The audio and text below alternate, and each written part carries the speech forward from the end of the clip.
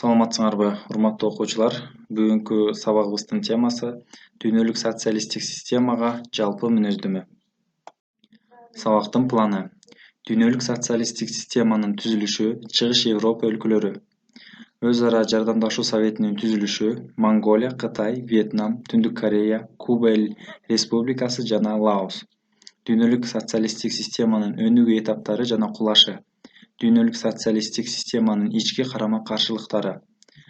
Өз ара жардамдашуу советинин ролу. 1970-жылдары абалдын оорлошу, Польшадагы окуялар, Чыгыш Европадагы демократиялык революциялар. Дүйнөлүк социалисттик системанын пайда болушу.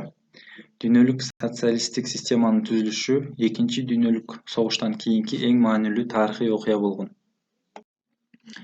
Европанын Албания, Болгария, Венгрия, Германия Демократиялык Республикасы, Польша, Румыния, Чехословакия өлкөлөрүндө элдик демократиялык революциялар болуп, өнүгүүнүн социалисттик жолуна түшүшкөн.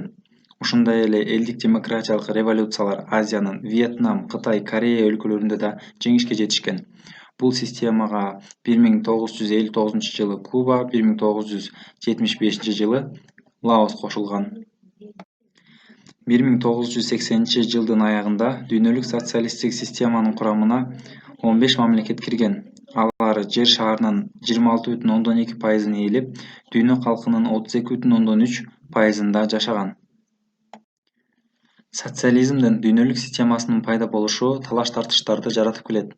Бул боюнча эки көз караш бар. Биринчиси Чыгыш Европада 1944-45-жылдардагы элдик демократиялык революциялар болгон жок. СССР өзүнүн армиясынын күчү менен өнүгүүнүн сталиндик моделин таңуулаган. Экинчи көз караш СССРдин согушта түштүк-чыгыш өлкөлөрүн бошотуу миссиясы менен байланыштуу. Чыгыш Европа өлкөлөрү Югославия менен Болгария боштондукка чыгаары менен эле социалисттик өнүгүү жолуна түшкөн. Чехословакия 1948-жылы февралда, Венгрия 1947-жылы күзүндө, Албания 1946-жылы, Польша 1947-жылы январда социалисттик өнүгүү жолуна түшүшкөн. Өнөр жай тармагы мамлекеттин тармагына өткөрүлүп, агрардык чөйрөдө кооперацияга өтүүгө мажбурлашкан. Коомдук турмуштун бардык тармактарында башкаруучу партиянын көзөмөлү орнотулган. Сөз эркиндигине тыюу салынган. 1953-1956 Польшада, КДРде, Венгрияда кризистер болуп өткөн. Югославияда өз алдынча башкаруу социализми деп аталган модель жүзөгө ашырылган. Коммунисттер партиясынын 20-съездинен кийин Югославия менен мамиле оңолгон. Өз ара жардамдашуу советинин түзүлүшү. 1949-жылы январда Өз ара жардамдашуу совети түзүлгөн. Бул дүйнөлүк социалисттик системанын тарыхындагы маанилүү окуя болуп, мамлекеттердин ортосундагы экономикалык, илимий-техникалык байланыштарды чыңдоо жолго коюлган. 1955-жылы 14-майда аскердик саясий мамилелерди жөнгө салуу үчүн Варшава келишими түзүлгөн. Монголия 1924-жылы элдик демократиялык республика болуп жарыяланган. Социалисттик модельди дароо кабыл алып, СССРдин уруксатысыз бир дагы маанилүү чечим кабыл ала алган эмес. Совет өлкөсү көптөгөн ишканаларды курууга жардам берген. 1980-жылдын аягында Монголия саясий кризиске дуушар болгон. Бийлик элдин колдоосуна ээ болбой калган. 90-жылдары көп партиялуу системага киргизилген. 1990-жылы демократиялык шайлоо жолу менен коалициялык өкмөт түзүлүп, 1992-жылы жаңы конституция кабыл алынган. Кытай. Экинчи дүйнөлүк согуштан кийин Кытайдагы элдик революциянын натыйжасында Чан Кайшинин армиясы талкаланган. 1949-жылы 1-октябрда Кытай Эл Республикасы жарыяланган. Кытайдагы социализмди куруунун сталиндик моделин толугу менен кабыл алган. Мао Цзедун сталинизмди сындаган. Коммунисттер партиясынын 20-съездинен кийин мурдагы курсун өзгөртүп, экономикалык жактан СССРди кууп жетип, андан ашып кетүү үчүн чоң секирик саясатын жүргүзгөн. Натыйжада аскердик тартип киргизилип, экономикалык кризис күч алып, ачарчылыкка кабылышкан. Коомдо нааразычылыктар күч алган. Мао Цзэдун өлкөдө маданий революцияны жарыялап, анын саясатына каршы адамдарды репрессиялай баштаган.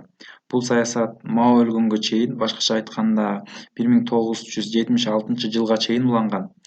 1978 жылы маданий революцияны токтотуу боюнча атайын чечим кабыл алынган. Коомдо реформалар жүргүзүлгөн. Жаңы реформалардын башында Дэн Сяопин турган. Коммуналар жоюлуп, жер дыйкандарга берилген. Өлкөдө 10 миңдеген рыноктор пайда болуп, коммерция ачыкка чыгарылган. Реформа чечкиндүү жана тез жүргүзүлгөн. Аскердик чыгымдар азайып, армиянын саны кыскарган. Элдин жашоо турмушу жакшырган, экономиканын жылдык өсүшү 12%дан 18%га чейин көтөрүлгөн. Кытай азыркы мезгилде рынок мамилелерине көбүрөөк ыктаган өлкөлөрдүн катарына кирет. Вьетнамда француздарга каршы көз карандысыздык кыймылдын башында Хо Ши Мин турган. Ал 1945-жылы сентябрда Вьетнам Демократиялык Республикасын жетектей баштаган. Франция өлкөнүн түштүгүндө Түштүк Вьетнам мамлекетин түзүүгө үлгүргөн. Натыйжада көп жылдарга созулган жарандык согуш таң уланган. 1965-73 жылдары Америка Вьетнамда баскынчылык согуш жүргүзгөн, бирок алар ийгиликке жетишкен эмес. 1975-жылдары Түндүк жана Түштүк Вьетнам бириккен. Вьетнамда социалисттик курулуштун сталиндик, маолук, вьетнамдык кошмо модели жүзөгө ашырылган. 1969-жылы Хо Ши Мин өлгөндөн кийин башталган реформалар жакшы натыйжаларды берген. Вьетнам социалисттик өнүгүүдө болгону менен рыноктук жеке менчикке таянат. Түндүк Корея 1945-жылы корейлер япондорду кууп чыгып, эркиндикке жетишкен. Ыракы чыгыштагы советтик америкалык тирешүүнүн натыйжасында бул өлкө 1948-жылы Түндүк жана Түштүк болуп экиге бөлүнүп калган. СССРдин таасириндеги Түндүк Кореяда 1948-жылы Корея Элдик Демократиялык Республикасы жарыяланып, башында Ким Ир Сен турган. Ал диктаторлук бийликти орнотууга үлгүргөн. Мамлекеттик комитет Ким Ир Сенди жана анын уулу Ким Чен Ирди мактоого өткөн. Түштүк Кореядан чоочулап, массалык жок кылуучу куралдарды чыгарууга өзгөчө маани берген. 1991-жылы Түштүк Корея менен жарашуу, кол салышпоо, кызматташтык жөнүндөгү келишимге кол коюлган. Бийлик Ким Чен Ирге өткөндөн кийин СССР менен Кытай мурдагыдай колдоо көрсөтө албай калган. Экономика төмөндөп, ачарчылык күчөгөн. 1912-жылы Ким Ир Сен туулган жылдан жыл саноо башталат жана ал туулган 19-апрель күндүн күнү деп белгиленет. Бүгүнкү күндө бийлик Ким Чен Ирдин уулу Ким Чен Ынга тиешелүү. Куба Эл Республикасы 1959-жылы январда антиколониялык революциянын натыйжасында Куба Эл Республикасы түзүлгөн. АКШнын кастык саясаты, СССРдин активдүү колдоосу менен бул өлкө өнүгүүнүн социалисттик жолуна түшкөн. Биринчи түзүлгөн күндөн тартып бул мамлекетти Фидель Кастро жетектеп келген. Фидель Кастронун жетекчилиги менен көптөгөн ийгиликтерге жетишкен. Бул өлкө ар дайым СССРдин колдоосуна таянып келген. 1962-жылы Кубага АКШ кысым көрсөткөндө, СССР советтик армиянын күчүн колдонууга чейин барган. Ал тургай ошондогу Кариб кризисинен ядролук согуш коркунучу туулган. Лаос көз карандысыздыкка 1954-жылы жетишкен. 5 миллион адам жашаган, артта калган Лаосто 60-жылдары саясий туруксуздук пайда болуп, жарандык согуш чыккан. 1975-жылы коммунисттик идеологияны колдогон көтөрүлүшчүлөр жеңишке жетишип, Лаос Элдик Демократиялык Республика болуп жарыяланган. 1980-жылдагы реформадан кийин Лаостун экономикалык абалы жакшыра баштаган. 1990-жылы өлкөдө коммунисттердин бийлиги жоюлуп, буддизмдин идеялары кайрадан жандана баштаган. Гербиндеги кызыл жылдыз Будда храмы менен алмаштырылган. Дүйнөлүк социалисттик системанын өнүгүү этаптары жана кулашы. 1950-жылдардын аягында жана 60-70-жылдары дүйнөлүк социалисттик системадагы өлкөлөр эл чарбасын көтөрүү, элдин турмуш деңгээлин жакшыртуу боюнча бир катар ийгиликтерге жетишкен. бирок ошол эле мезгилде терс тенденциялар да байкалган. Социалисттик өлкөлөрдө социалисттик моделдин киргизилиши дүйнөлүк экономиканын өнүгүшүндөгү мыйзам ченемдүү өзгөрүүлөргө ылайыкташууга жол берген эмес. Социалисттик жолду тандаган мамлекеттер илимий техникалык процессте алдыңкы капиталисттик мамлекеттерден артта калган. Реформаларды жүргүзүү деле натыйжа берген эмес. Дүйнөлүк социалисттик системанын ички карама-каршылыктары.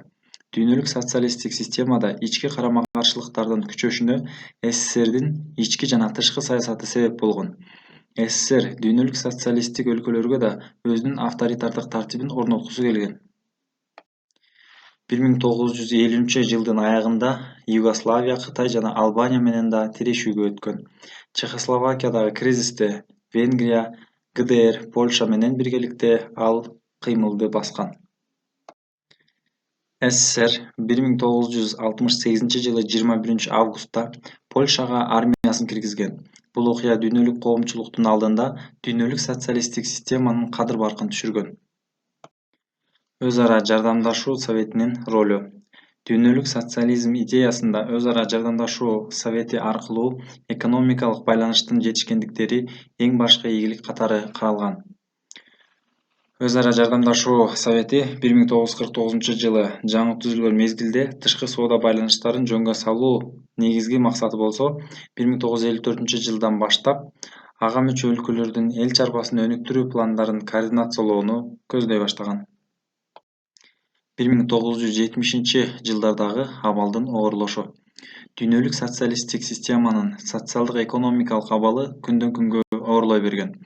Рынок экономикасына негизделген мамлекеттер өндүрүштү интенсивдик жолго коюуга жетишкен. Ал эми социалисттик мамлекеттер ички рынокто улам бир позициясын жогото берген. Ички рынокто абал оорлой берген. Жерлерде радикалдуу саясий, социалдык экономикалык өзгөртүүлөрдү жүргүзүү жөнүндөгү талаптар күчөгөн. Кризистик кырдаал эл аралык экономикалык кызматташтыкта да даана көрүнгөн. Өз ара жардамдашуу советине мүчө өлкөлөрдүн кызыкчылыктарынын эске алынбашы, администрациялык чечимдердин көбөйүшү өндүрүштүн өнүгүшүнө тоскоол болуп, өз ара соода солгундап кеткен. Польшадагы окуялар. Польшадагы окуялар реформалардын тездешине түрткү болгон. 1970-жылы эле бул өлкөдө экономикалык саясатка каршы жумушчулардын массалык чыгуулары болуп өткөн. Профсоюздардын бирикмеси Тилектештик уюму пайда болгон. 70-80-жылдары бул уюмдун жетекчилиги менен бир катар митингдер уюштурулган. Кризистик кырдаал бардык өлкөлөрдө көрүнө баштаган. Бирок 1980-жылдын ортосунда башкаруучу компартияда кризисти жөнгө салууга мүмкүнчүлүк бар болчу. Күч түзүмдөрү да алардын колунда эле. СССРде башталган 1980-жылдагы реформалар социалисттик системадагы өлкөлөрдө реформалык кыймылдардын өсүшүнө түрткү болгон. Чыгыш Европадагы демократиялык революциялар. 1980-жылдары Борбордук жана Түштүк Чыгыш Европа өлкөлөрүндө демократиялык революциялардын чоң толкуну болуп өткөн. Бул революциялар башкаруучу партиялардын жеке бийлигин жоюп, башкаруунун демократиялык формасын киргизген. 1989-жылдын экинчи жарымында башталган кыймылдар ар кандай формаларда жүргөн. Польша, Венгрия, ГДР, Чехословакия жана Болгарияда бийлик тынчтык жолу менен алмашкан. Ал эми Румынияда куралдуу көтөрүлүш аркылуу ишке ашкан. Дүйнөлүк социалисттик системанын кулашы менен Чыгыш Европа, Азия континентиндеги өлкөлөрдүн жарым кылымдай социалисттик жол менен өткөн өнүгүү тарыхы аяктады. Үйгө тапшырма үчүн суроолор. Дүйнөлүк социалисттик система качан түзүлгөн жана ага кайсы өлкөлөр кирген? Өз ара жардамдашуу совети жана Варшава келишими уюмдары кандай максаттарды көздөгөн? Кытайдагы чоң секирик жана маданий революция кандай максаттарды көздөгөн? Дүйнөлүк социалисттик система өзүнүн өнүгүшүндө кандай этаптарды басып өткөн? Дүйнөлүк социалисттик системанын ички карама-каршылыктарын эмнеден көрүүгө болот? Демократиялык революциялардын себептерин белгилегиле. 1970-жылдагы дүйнөлүк социалисттик системада абал эмне үчүн оорлошкон?